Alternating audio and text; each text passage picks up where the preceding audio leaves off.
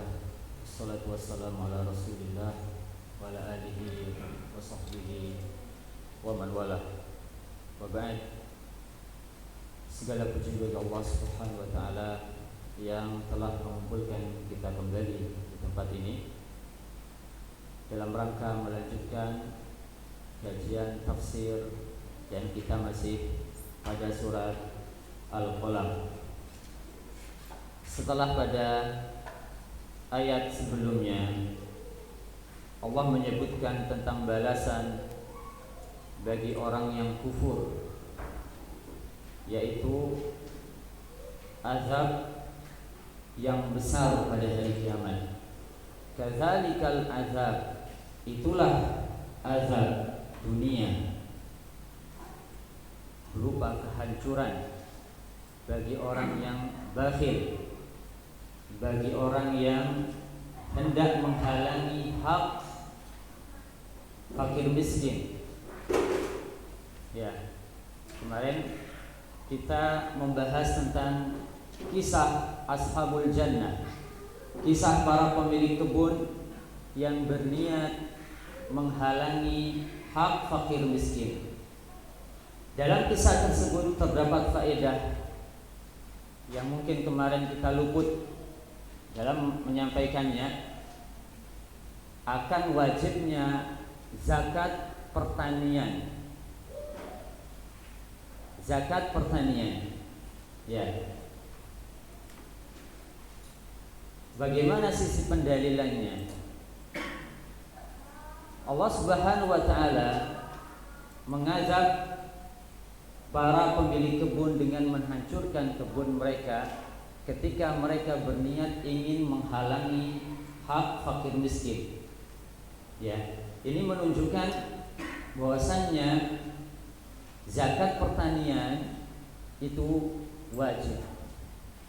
Ya, kalau seandainya tidak wajib, maka Allah Subhanahu wa taala tidak akan mengazab, tidak akan menghancurkan kebun mereka, tidak akan menghancurkan hasil dari kebun mereka. Kalau seandainya zakat pertanian itu tidak wajib.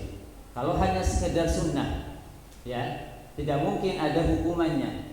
Kalau hanya sekedar sunnah, makanya di antara pengertian sunnah dalam masalah fikih apa?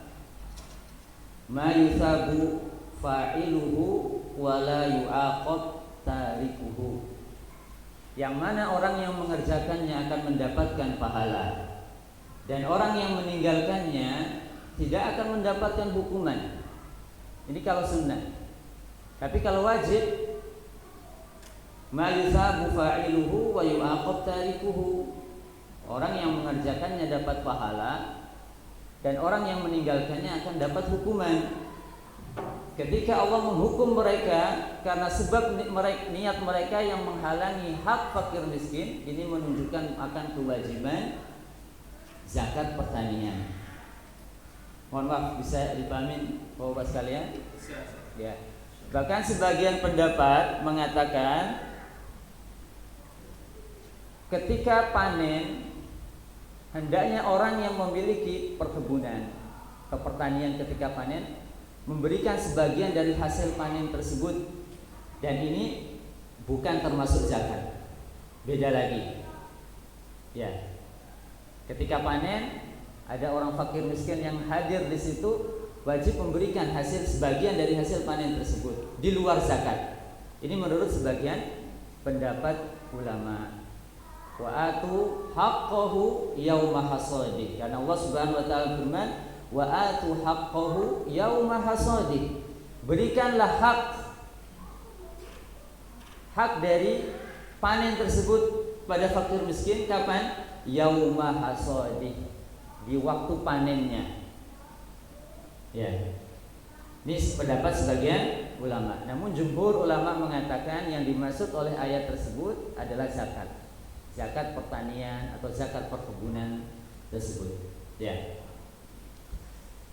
Baik, balasannya apa? Kadzalikal azab, itulah azab, itu azab di dunia, kehancuran bagi orang yang bakhil. Sebagian ulama mengatakan orang yang bakhil, ya, akan mengalami kehancuran. Orang yang bakhil, yang tidak memberikan sebagian hak dari fakir miskin, pasti akan mengalami kehancuran. Wala azabul akhirati akbar. Adapun pada azab di hari akhirat lebih besar lagi, yaitu azab neraka. Allah sebutkan ini pada ayat-ayat sebelumnya tentang azab bagi orang yang kufur. Nah, sekarang setelah menyebutkan tentang ini, Allah menyebutkan lawannya. Balasan bagi orang yang bertakwa. Innalil muttaqina 'inda rabbihim jannatin na'im. Sesungguhnya bagi orang bertakwa di sisi Rabb mereka mendapatkan jannatin na'im, surga yang penuh dengan kenikmatan. Sering kita bahas bahwasannya di antara metode dalam Al-Quran ketika menyebutkan tentang neraka pasti disebutkan setelahnya tentang surga, supaya kita ketika disebutkan tentang neraka kita takut akan azab neraka dan kita bisa mencegah diri kita dari kemaksiatan. Dan supaya ketika disebutkan tentang surga kita mengharapkan mendapatkan surga tersebut, surga yang penuh kenikmatan, dan ini memotivasi kita untuk beramal soleh. Ya. Setelah disebutkan neraka pasti disebutkan surga, atau disebutkan surga terlebih dahulu, setelahnya disebutkan tentang neraka. Innalil muttaqina 'inda rabbihim jannatin na'im. Sungguhnya bagi orang-orang yang bertakwa. Siapa orang bertakwa dan apa makna takwa? Takwa maknanya adalah secara bahasa perisai, pelindung, tameng. Bertakwa kepada Allah Subhanahu wa taala maksudnya adalah kita melindungi kita. Kita membuat tameng antara diri kita dengan azab Allah Subhanahu wa taala. Apa tamengnya? Apa perisainya dan apa pelindungnya? Tamengnya adalah mengerjakan semua apa yang Allah perintahkan dan menjauhi semua yang Allah larang. Setiap perintah dari Allah Subhanahu wa taala kita mengerjakan perintah tersebut. Setiap satu perintah yang dikerjakan merupakan tameng, satu tameng bagi kita yang akan melindungi kita dari neraka. Setiap larangan yang Allah larang dan kita menjauhinya merupakan satu tameng, satu perisai bagi diri kita untuk melindungi kita dari azab Allah Subhanahu wa taala. Apa balasannya bagi orang yang bertakwa? Inda rabbihim jannatin na'im. Di sisi Rabb mereka akan mendapatkan surga yang penuh kenikmatan. Kenapa disebutkan inda rabbihim terlebih dahulu daripada jannatin na'im? Kenapa Allah tidak mengatakan innalil muttaqina jannatin na'im inda rabbihim? Kenapa disebutkan inda rabbihim jannatin na'im? Mana yang lebih nikmat? Inda rabbihim ini maknanya inda di sini. Sebagian mengatakan maknanya adalah qurbah, dekat dengan Allah Subhanahu wa taala. Ya, berada dekat dengan Allah Subhanahu wa taala. Mana yang lebih nikmat? Kenikmatan surga atau kenikmatan dekat dengan Allah Subhanahu wa taala? Dekat dengan Allah Subhanahu wa taala. Makanya Allah menyebutkan terlebih dahulu inda rabbihim, kemudian jannatin na'im. Di sini ada dua nikmat. Orang bertakwa akan mendapatkan dua nikmat secara global. Nikmat yang pertama adalah inda rabbihim, mereka dekat dengan Rabb mereka. Nikmat yang kedua jannatin na'im, surga yang penuh dengan kenikmatan di dalamnya. Makanya Asyah bintu Muzahim, istri Fir'aun, dia mengatakan dalam doanya, Rabbi banili indaka baitan fil jannah. Surat At-Tahrim. Rabbi banili indaka baitan fil jannah. Ya Allah, bangunkan untukku di sisimu rumah di surga. Dia menyebutkan di sisimu, menyebutkan terlebih dahulu di sisimu, kemudian setelahnya minta rumah di surga. Ya, mohon maaf bisa dipahami maksudnya Pak ya?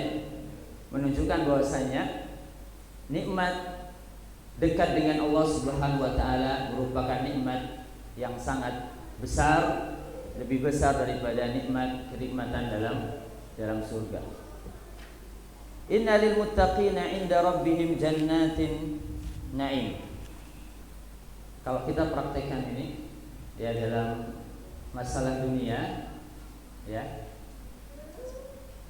hendaknya kita ketika memilih rumah tempat tinggal, perhatikan lebih dahulu tetangga. Kita ingin membeli rumah di satu tempat, maka hendaknya yang kita perhatikan lebih dahulu adalah tetangga. Tetangga kita itu siapa? Dia tetangga yang soleh kah? Atau tetangga yang tidak baik? Ya. Kalau tetangganya soleh, maka luar biasa. Ya, silahkan pilih rumah tersebut.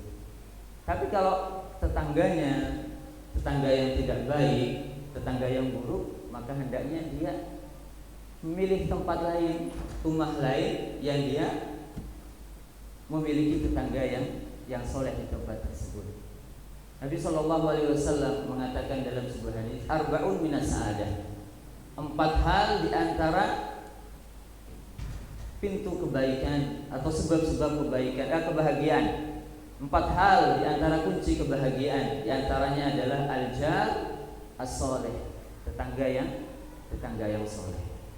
Nah, innalil muttaqina 'inda rabbihim jannatin na'im afanaj'alul muslimina kal mujrimin. Apakah kami akan menjadikan orang-orang yang muslim seperti orang yang mujrim? Orang yang mujrim adalah orang yang banyak melakukan dosa. Maksudnya adalah orang yang kafir. Apakah kami akan menyamakan orang yang muslim itu dengan orang yang kafir? Apakah sama? Ketika Allah menurunkan ayatnya sebelumnya, innalil muttaqina 'inda rabbihim jannatin na'im, orang kafir Quraisy mengatakan, kalau seandainya memang ada di sana surga yang penuh kenikmatan, maka kami akan mendapatkan sebagaimana orang beriman mendapatkannya. Bahkan kami akan mendapatkan yang lebih baik dari apa yang didapatkan oleh orang yang beriman. Sebagaimana di dunia ini kami mendapatkan harta yang lebih banyak daripada harta yang didapatkan oleh orang yang beriman. Sering kita sebutkan bahwasanya umumnya yang mengikuti dan menerima dakwah Nabi SAW itu adalah orang yang lemah, orang yang miskin. Ini umumnya sebagian besar. Ya, sehingga orang kaya, orang kafir yang kaya mengatakan, kalau seandainya di surga terdapat jannatun na'im, maka kami akan mendapatkan sebagaimana yang akan didapatkan orang yang beriman. Bahkan kami akan mendapatkan yang lebih baik. Karena di dunia kami mendapatkan yang lebih baik daripada orang yang beriman. Ya. Kemudian Allah membantah mereka. Afanaj'alul muslimina kal mujrimin? Apakah kami akan menjadikan orang yang muslim itu seperti orang yang mujrim? Apakah kami akan membalas orang-orang yang muslim seperti kami membalas orang-orang yang kafir? La yastawi ashabun nari wa ashabul jannah. Tidak sama. Penduduk neraka dengan penduduk surga itu tidak sama. Am naj'alul ladzina amanu wa 'amilus solihati kal mufsidina fil ardi am naj'alul muttaqina kal fujjar. Apakah kami akan menjadikan orang yang beriman dan orang yang beramal soleh seperti orang yang suka merusak di atas bumi? Dan apakah kami akan menjadikan orang yang bertakwa itu seperti orang yang banyak melakukan dosa? Tidak sama di sisi Allah Subhanahu wa taala. Ma lakum kaifa tahkumun? Kemudian Allah mengatakan, malakum, kenapa kalian mengatakan demikian? Mengatakan kami ini akan mendapatkan hal yang sama sebagaimana yang didapatkan oleh orang beriman. Kenapa kalian bisa mengatakan demikian? Kaifa tahkumun Berdasarkan apa kalian memutuskan demikian? Apa yang kalian buat sandaran sehingga kalian bisa mengatakan kami ini sama dengan orang yang beriman? Apa sandarannya? Allah menyebutkan 4 kemungkinan sandaran mereka ketika mereka mengatakan ini. Allah menyebutkan 4 kemungkinan pada ayat-ayat setelahnya. Kemungkinan pertama, am lakum kitabun fihi tadrusun. Apakah kalian memiliki kitab?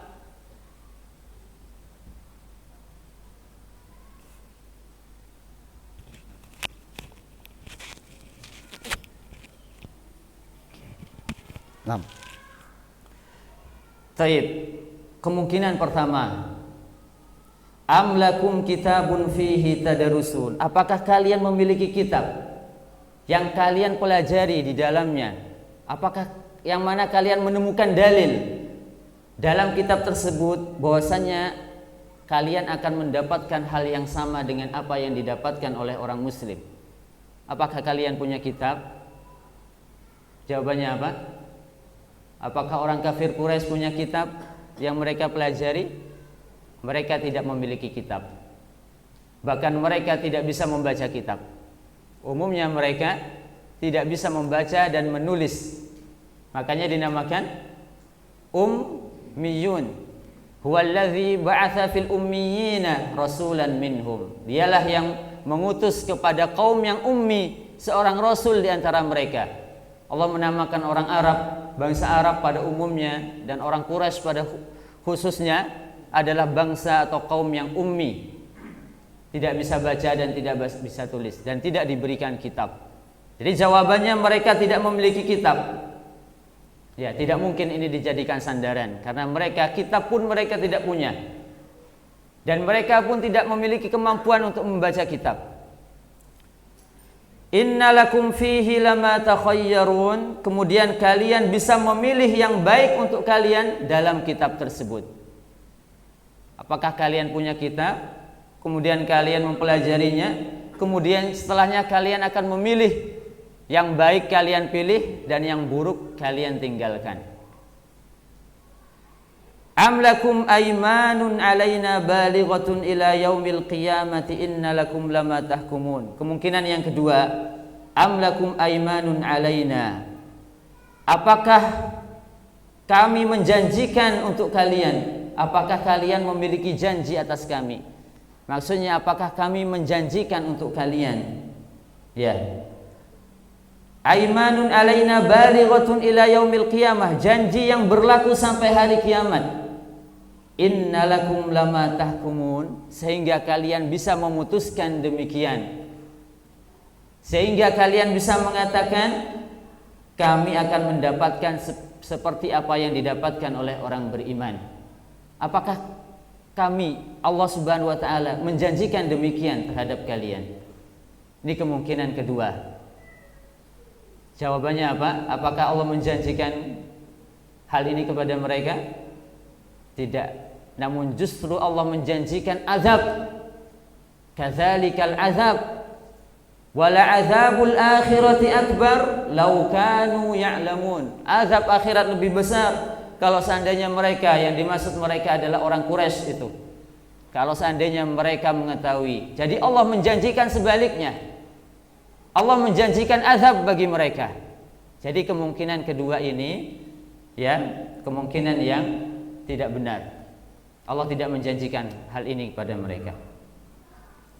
Kemungkinan ketiga, ada orang yang menjamin bagi mereka, ada orang yang menanggung bagi mereka bahwasanya mereka akan mendapatkan sebagaimana yang didapatkan oleh orang beriman.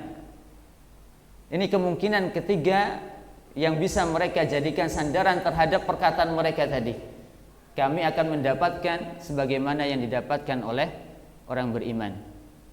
Ya, ada yang menanggung hal ini, yang menjamin hal ini untuk mereka. Salhum ayyuhum bidzalika zaim. Allah katakan di sini. Tanyalah kepada mereka wahai Muhammad, siapa yang bisa menjamin demikian untuk mereka? Adakah yang menjamin? hal ini untuk mereka. Jadi kemungkinan yang ketiga ini batil. Ya. Tidak ada, tidak sah, tidak benar ini. Bahwasanya ada yang menjamin untuk mereka akan mendapatkan sebagaimana yang didapatkan oleh orang beriman. Kemungkinan yang keempat, amlahum syuraka falyatu bisyurakaihim in kanu shadiqin. Apakah mereka memiliki sekutu-sekutu? Sekutu-sekutu di sini yang dimaksud adalah tuhan-tuhan yang mereka sembah, yang mana mereka meyakini Tuhan-Tuhan tersebut bisa menolong mereka pada hari kiamat, bisa memberikan syafaat kepada mereka, bisa menjadikan perantara antara mereka dengan Allah Subhanahu wa taala untuk mendekatkan diri mereka kepada Allah Subhanahu wa taala. Ma na'buduhum illa liyuqarribuna ila Allahi zulfa. Kami tidak menyembah Tuhan-Tuhan kami, berhala-berhala kami, melainkan karena kami ingin mereka itu bisa mendekatkan kami kepada Allah. Ini keyakinan mereka. Ya. Mereka mengira bahwasannya Tuhan-Tuhan mereka itu bisa menolong mereka di sisi Allah kelak, bisa memberikan syafaat bagi mereka, bisa mendekatkan diri mereka kepada Allah Subhanahu wa taala. Di sini Allah mengatakan amlahum syuraka. Apakah mereka memiliki sekutu-sekutu ini? Falyatu bisyurakaihim. Datangkan sekutu-sekutu mereka. Datangkan Tuhan-Tuhan mereka. In kanu shadiqin, kalau memang benar apa yang mereka katakan, bahwasanya Tuhan mereka bisa mendekatkan diri mereka kepada Allah. Kalau benar apa yang mereka katakan bahwasanya Tuhan-Tuhan mereka akan menolong mereka pada hari kiamat, datangkan Tuhan-Tuhan mereka.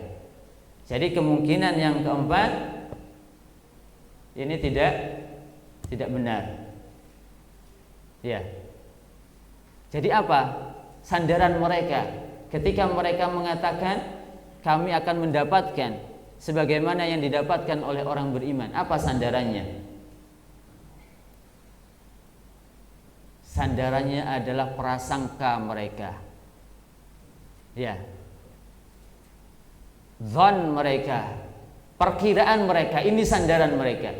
Jadi akidah mereka itu dibangun di atas zon, dibangun di atas prasangka, dibangun di atas perkiraan. Itu akidah mereka.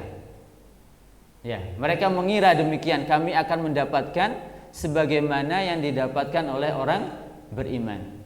Demikian juga akidah di luar Islam. Akidah di luar Islam dibangun di atas prasangka. Akidahnya orang Yahudi dan akidahnya selain orang beriman, ya, selain orang Muslim, akidahnya dibangun di atas praduga. Allah Subhanahu wa taala mengatakan dalam surat Al-Baqarah, wa minhum ummiyun la ya'lamuna al-kitaba illa amani wa inhum illa yadhunnun. Di antara mereka itu ada yang ummi, yang tidak bisa baca dan tidak bisa tulis. Di antara ahli kitab itu ada yang ummi. La ya'lamuna al-kitaba illa amani.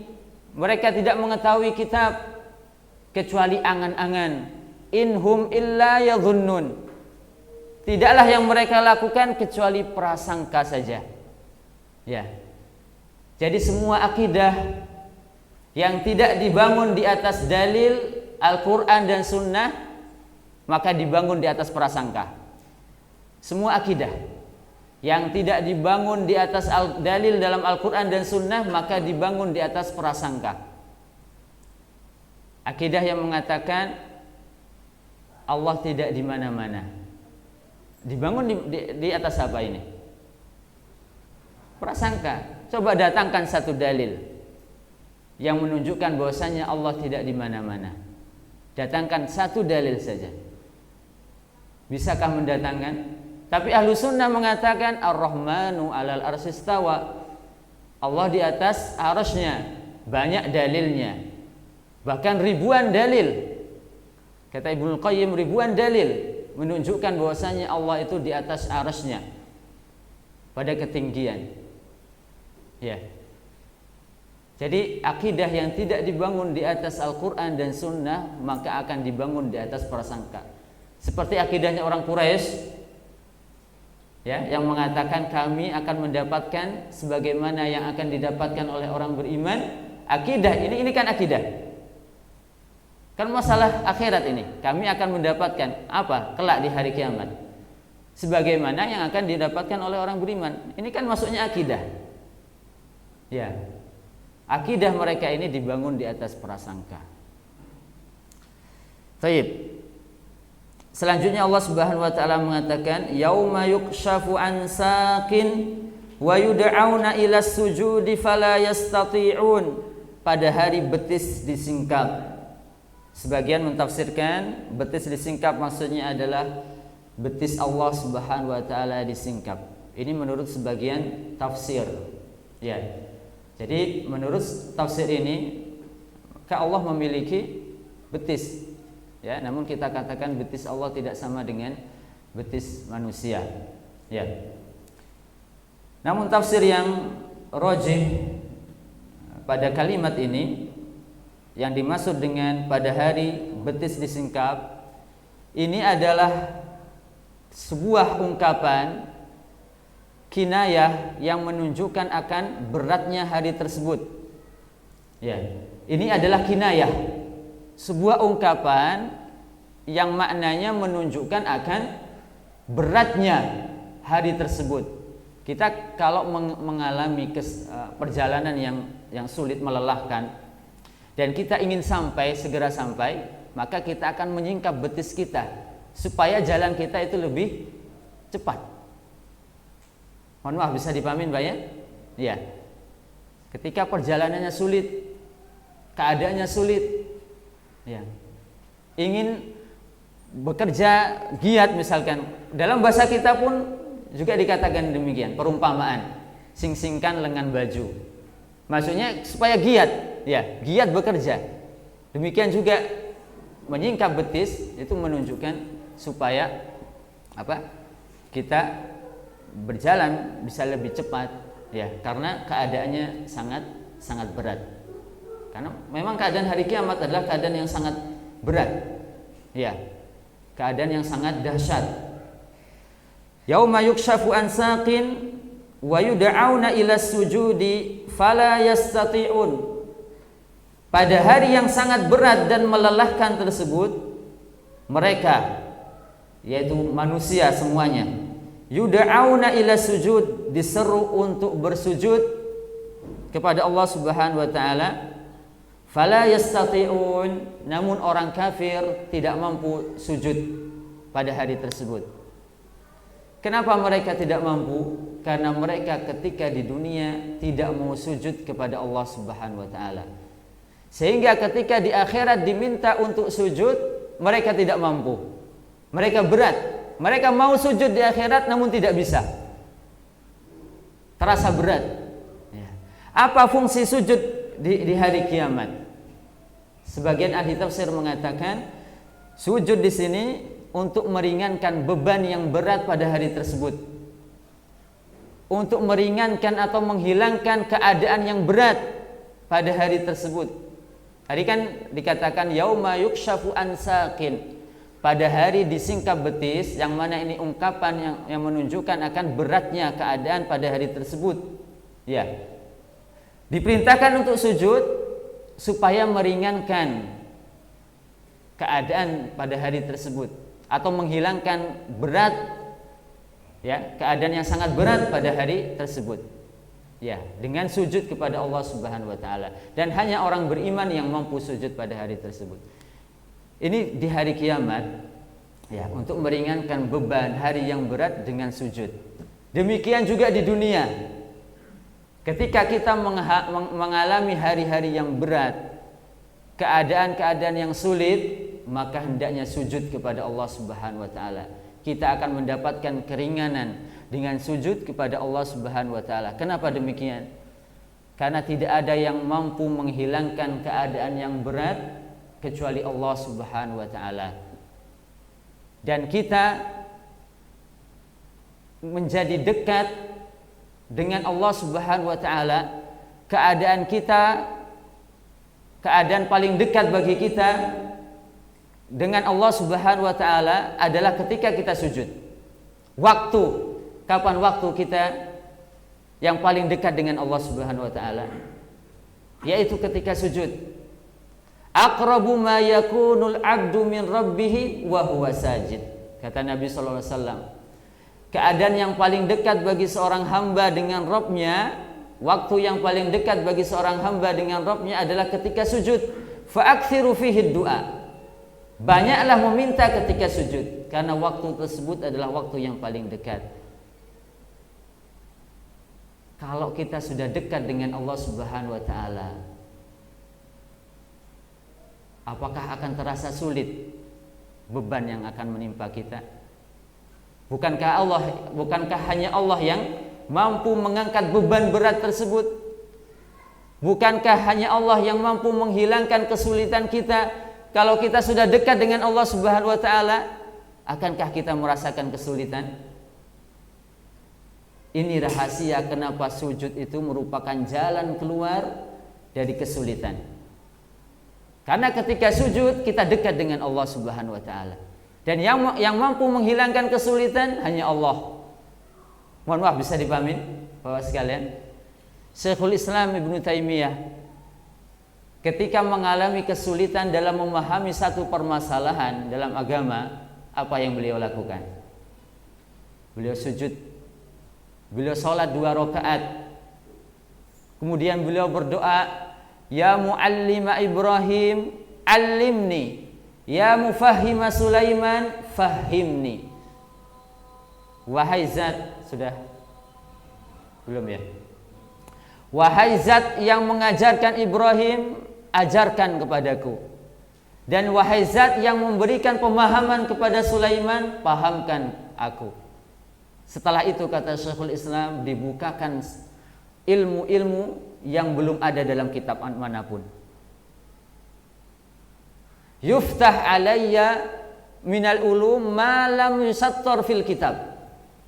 Allah bukakan untukku di antara ilmu-ilmu yang belum pernah dicatat oleh orang sebelumnya, belum pernah ada dalam kitab. Menemukan faedah-faedah yang baru, bisa menyingkap faedah-faedah yang baru yang belum pernah disingkap oleh ulama sebelumnya. Subhanallah, sujud. Barang siapa yang mengalami kesulitan dalam hidupnya di dunia, perbanyak sujud. Barang siapa yang memperbanyak sujud, Allah akan mengangkat derajatnya. Dan barang siapa yang enggan sujud di dunia, Allah akan hinakan dia di hari kiamat. Ini dalilnya ayat setelahnya. Apa yang terjadi ketika mereka tidak bisa sujud pada hari kiamat? Yang mana ini merupakan dampak dari mereka enggan sujud ketika dunia. Dampaknya mereka tidak bisa sujud pada hari kiamat. Dan yang terjadi adalah khusya'an absaruhum tarhaquhum zillah. Pandangan mereka khusyuk, pandangan mereka menunduk ke bawah. Tarhaquhum zillah, dan mereka diliputi oleh kehinaan. Allah hinakan mereka pada hari kiamat. Karena mereka dahulu ketika di dunia tidak mau menghinakan diri mereka dengan sujud kepada Allah. Mereka enggan menghinakan diri mereka. Justru mereka sombong, meninggikan diri mereka. Ya, mereka sombong tidak mau sujud. Bukankah puncak dari peribadatan, puncak seorang hamba ketika menghinakan dirinya di hadapan Allah adalah dengan meletakkan bagian tubuh yang mulia di tempat yang terendah. Puncak ya, ibadah itu artinya adalah menghinakan diri. Ibadah secara bahasa maknanya adalah tazallul wal khudu, menghinakan diri. Makanya tidak boleh diberikan kepada selain Allah. Tidak boleh manusia itu menghinakan dirinya kepada selain Allah. Ya. Dan puncak dari seorang hamba ketika menghinakan dirinya adalah ketika dia meletakkan bagian tubuh yang mulia, yaitu wajah, bagian tubuh yang mulia. Dia letakkan di tempat yang paling bawah. Itu adalah puncak kehinaan seorang hamba di hadapan Allah. Ketika dia menghinakan dirinya di hadapan Allah, Allah angkat dia di hari kiamat. Ada seorang sahabat minta kepada Nabi SAW. Nabi mengatakan, salni, wahai sahabatku, mintalah kau kepadaku. Kata sahabat tersebut, ya Rasulullah, as'alu murafaqataka fil jannah. Ya Rasulullah, aku minta bisa menjadi temanmu di surga. Apakah ada permintaan yang lain? Tidak ada ya Rasulullah. Aku hanya minta ini. Minta jadi temanmu di surga. Dan kedudukan Nabi itu di mana? Di surga yang paling tinggi. Paling tinggi adalah kedudukan Nabi sallallahu alaihi wasallam. Apa yang diperintahkan oleh Nabi sallallahu alaihi wasallam supaya bisa menemani Nabi di tempat yang paling tinggi? Fa'inni bikasratis sujud. Bantulah aku untuk mewujudkan keinginanmu dengan memperbanyak sujud. Itu yang diminta oleh Nabi sallallahu alaihi wasallam. Barang siapa yang suka merendahkan dirinya di dunia, maka Allah akan tinggikan dia di hari kiamat. Al jaza'u min jinsil amal. Balasan dari setiap perbuatan tergantung dari jenisnya. Barang siapa yang suka meninggikan dirinya di dunia, Allah akan rendahkan kelak di hari kiamat. Khusya'an absaruhum tarhaquhum zillah. Mereka diliputi kehinaan. Sudah azan nih? Nah.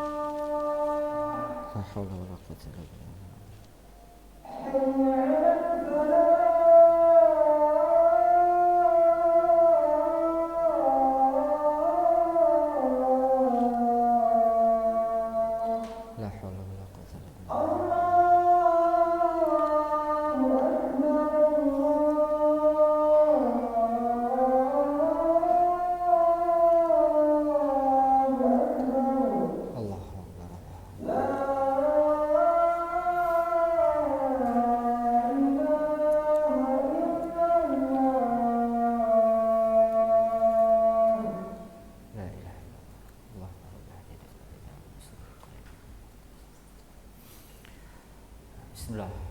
Alhamdulillah, salatu wassalamu ala Rasulillah wa ala alihi wa sahbihi wa man walahu ba'd. Baik, kita lanjutkan kembali. Khashi'atan absaruhum tarhaquhum dhillah. Pandangan mereka khusyuk pada hari tersebut dan mereka diliputi oleh kehinaan. Khusyuk pada hari tersebut itu adalah kehinaan, bukan pujian, itu adalah celaan. Khusyuk pada hari kiamat itu adalah celaan. Sedangkan khusyuk ketika di dunia itu adalah pujian dan itu adalah kemuliaan. Barang siapa yang bisa khusyuk di dunia, maka di hari kiamat dia tidak akan khusyuk. Dan barang siapa yang tidak khusyuk di dunia, khusyuk di sini tunduk, ya. Barang siapa yang tidak khusyuk di dunia, maka di hari kiamat dia khusyuk. Khashi'atan absaruhum. Pandangan mereka khusyuk. Hal ataka hadithul ghashiyah wujuhu yawma idzin khashi'ah. Pada hari tersebut wajah-wajah khusyuk. Apakah ini pujian?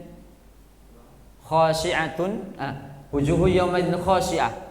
Amilatun nasibah. Bekerja keras. Apakah pujian? Khusyuk kemudian bekerja keras. Pujian tidak? Bukan pujian. Karena Allah mengatakan setelahnya tasla naron hamiyah. Dia masuk ke dalam neraka yang panas. Ini bukan pujian. Ini ketika khusyuk dan bekerja keras di hari kiamat, itu kecelaan, bukan pujian, itu kehinaan. Tapi khusyuk ketika di dunia, bekerja keras dengan ibadah ketika di dunia, itu adalah pujian. Barang siapa yang khusyuk dan bekerja keras dengan ibadah ketika di dunia, maka di hari kiamat dia akan mendapatkan rohah, mendapatkan istirahat. Dia tidak akan bekerja keras pada hari kiamat. Namun barang siapa yang tidak khusyuk di dunia, dia tidak bekerja keras dengan ibadah di dunia, maka yang terjadi kelak pada hari kiamat, wujuhu yawma idzin khashi'ah amilatun nasibah. Wajahnya khusyuk sedangkan pekerjaannya berat. Amilatun nasibah, pekerjaan yang sangat berat. Khashi'atan absaruhum tarhaquhum dhillah wa qad kanu yud'auna ila sujudi wa hum salimun. Ini sebab yang kita katakan tadi. Sebab kenapa mereka mendapatkan kehinaan di hari kiamat.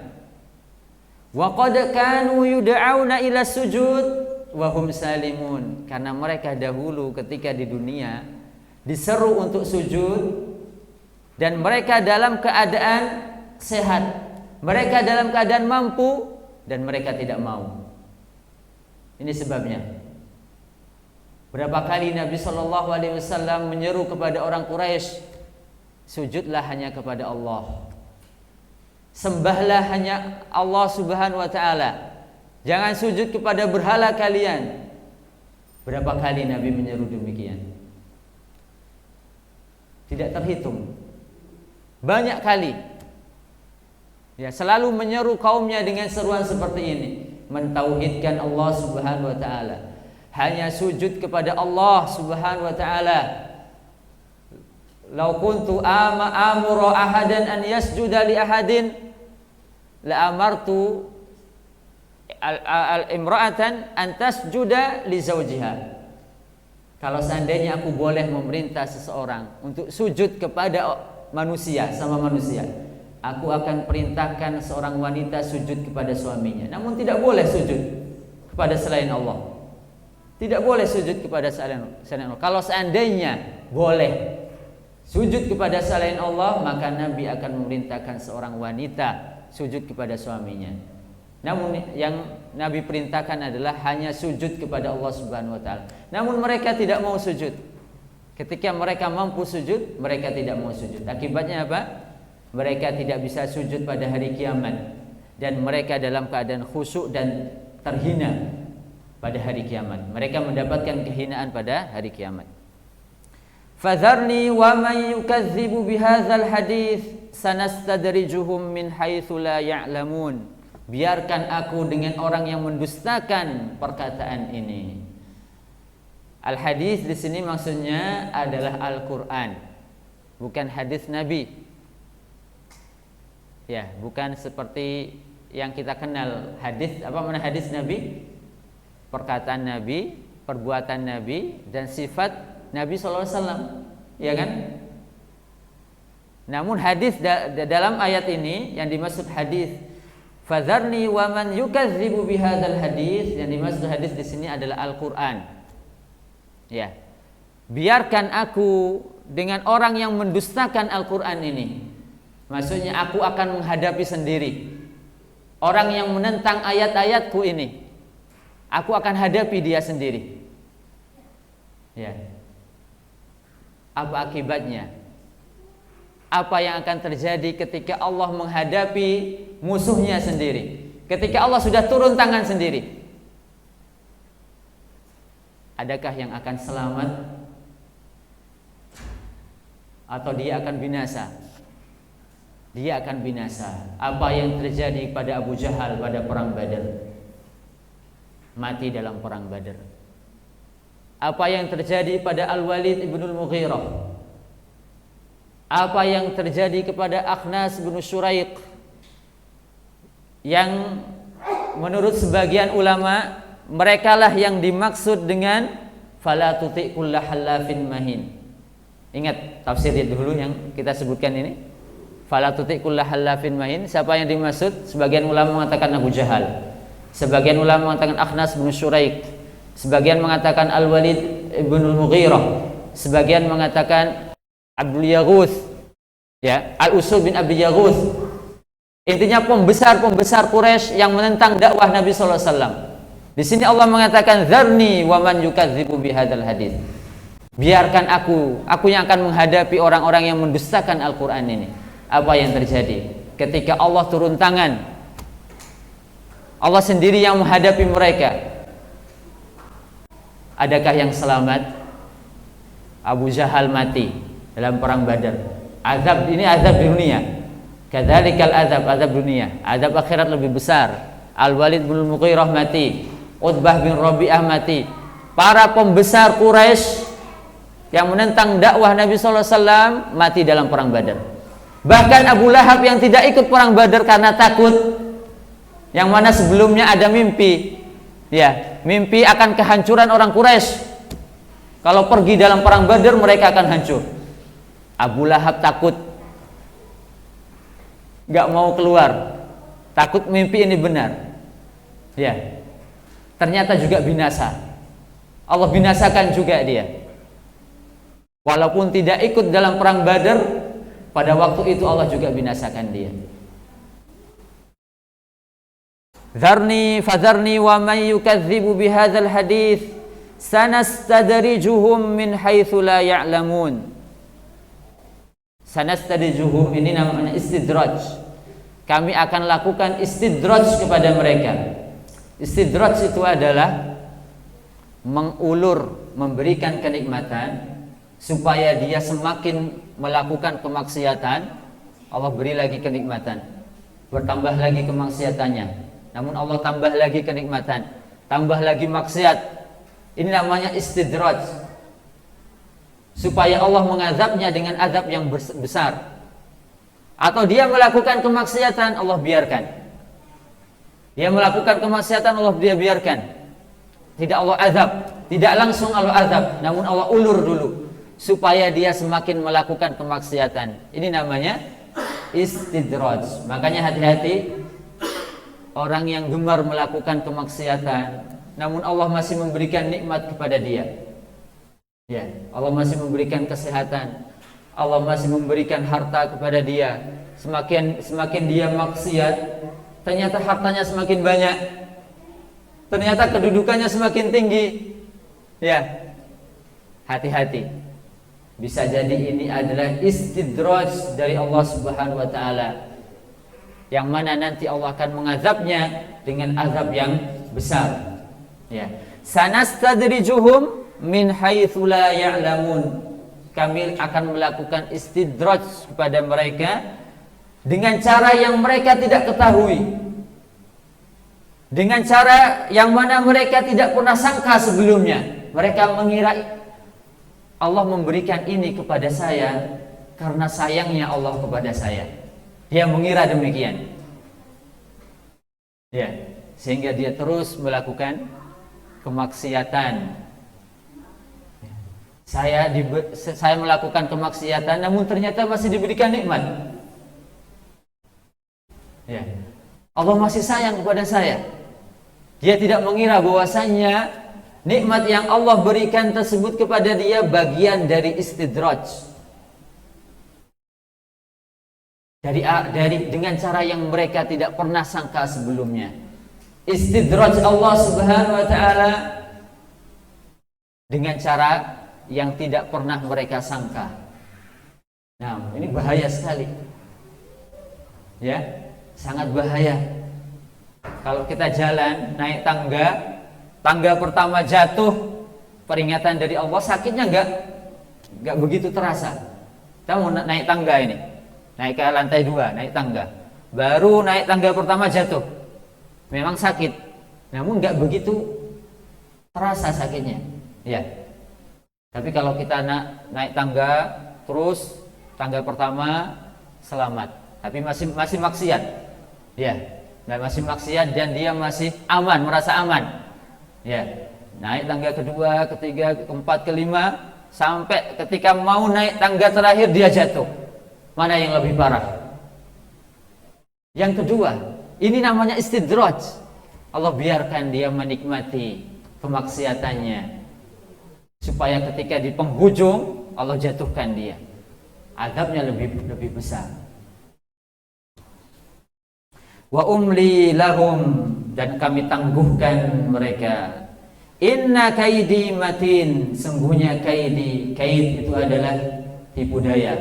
Sungguhnya tipu dayaku matin, benar-benar kuat. Ya. Di sini Allah menyebutkan bahwasanya dia memiliki tipu daya juga. Ya. Ini kata para ulama di antara sifat yang tidak boleh dinisbahkan kepada Allah secara mutlak. Ya. Ada sifat Allah yang harus dinisbahkan, harus ditetapkan untuk Allah secara mutlak, yaitu sifat-sifat yang baik, sifat-sifat yang sempurna. Itu harus kita menetapkannya untuk Allah secara mutlak dalam keadaan apapun, seperti sifat rahmah, sifat ilmu, pendengaran, penglihatan. Ini adalah sifat yang sempurna, harus kita tetapkan untuk Allah secara mutlak dalam setiap keadaan. Sifat ini adalah sifat yang baik. Sifat rahmat ini dalam setiap keadaan, sifat ini adalah sifat yang baik. Ini wajib kita tetapkan untuk Allah Subhanahu wa taala. Yang kedua, ada sifat yang buruk dalam setiap keadaan, itu buruk, seperti zalim. Sifat kezaliman tidak boleh kita tetapkan untuk Allah Subhanahu wa taala. Sifat zalim. Ya. Sifat lemah, ini buruk dalam setiap keadaan. Kelemahan itu buruk, tidak boleh kita tetapkan untuk Allah Subhanahu wa taala. Ada yang tetap pertengahan.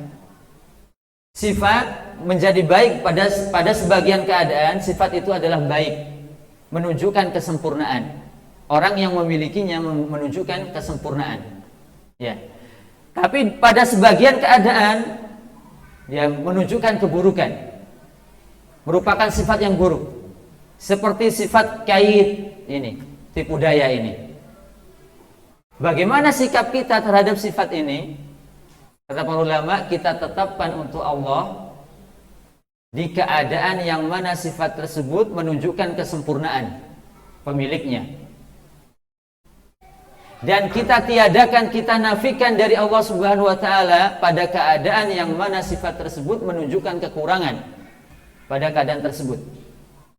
Misalkan ketika menghadapi musuhnya melakukan tipu daya, maka Allah akan melakukan tipu daya. Pada keadaan ini kita tetapkan Allah memiliki kaid, tipu daya. Fa innahum yakiduna kaida wa akidu kaida. Mereka melakukan tipu daya, maka aku pun melakukan tipu daya. Ya, menetapkan sifat tipu daya pada keadaan ini menunjukkan akan kesempurnaan yang memilikinya.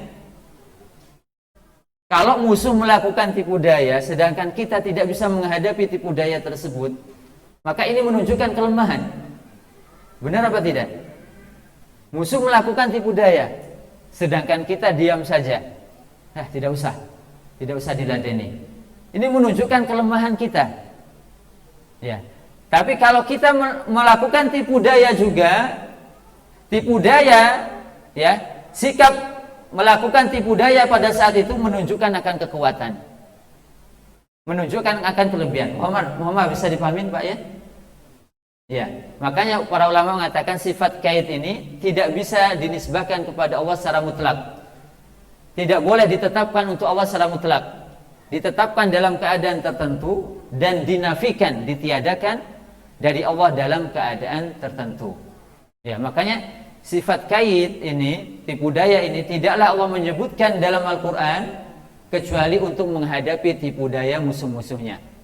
Innahum yakiduna kaida. Allah sebutkan dulu, mereka melakukan tipu daya, baru fa'akidu kaida, baru aku melakukan tipu daya.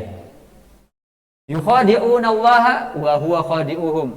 Ini juga sifat khida, tipu daya juga. Mereka melakukan tipu daya, wa huwa khadi'uhum. Allah melakukan tipu daya kepada mereka. Wa makaru wa makarallah. Mereka melakukan makar, baru Allah melakukan makar setelah itu. Mohon maaf, bisa dipahamin Pak ya?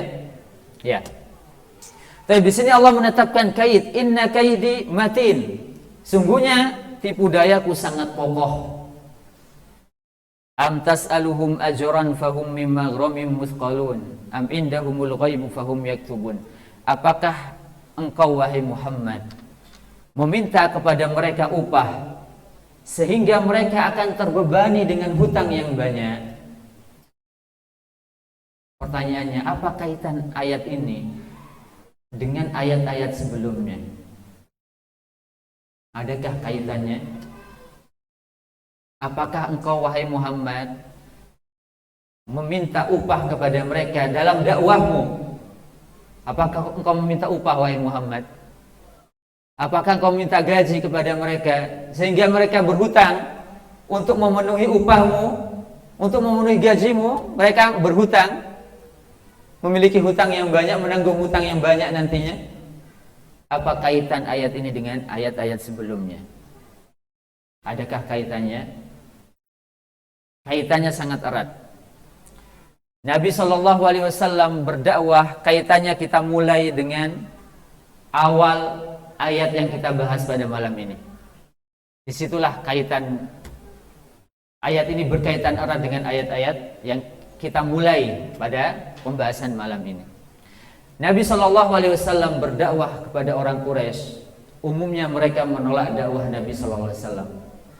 Kemungkinan mereka menolak dakwah Nabi SAW itu kemungkinannya dua. Kemungkinan pertama, mereka mengira akan mendapatkan kebaikan sebagaimana yang akan didapatkan oleh orang beriman. Ya, kita ulang, kemungkinan pertama mereka menolak dakwah Nabi SAW karena mereka mengira mereka akan mendapatkan kebaikan sebagaimana yang akan didapatkan oleh orang beriman kelak pada hari kiamat. Kalau memang sama-sama mendapatkan kebaikan, lalu untuk apa mengikuti Muhammad? Ya, mohon maaf, bisa dipahamin ya? Kemungkinan ini Allah bantah pada awal pembahasan kita malam ini. Masih ingat Pak? Ya. Malakum kaifa tahkumun am lakum kitabun fihi tadrusun inna lakum fihi lama takhayyarun am lakum aymanun alaina balighatun ila yaumil qiyamati inna lakum lama tahkumun salhum ayyuhum bidzalika za'im am lahum syuraka'u falyatu bi syurakaihim in kanu shadiqin. Ini bantahan terhadap kemungkinan pertama tersebut.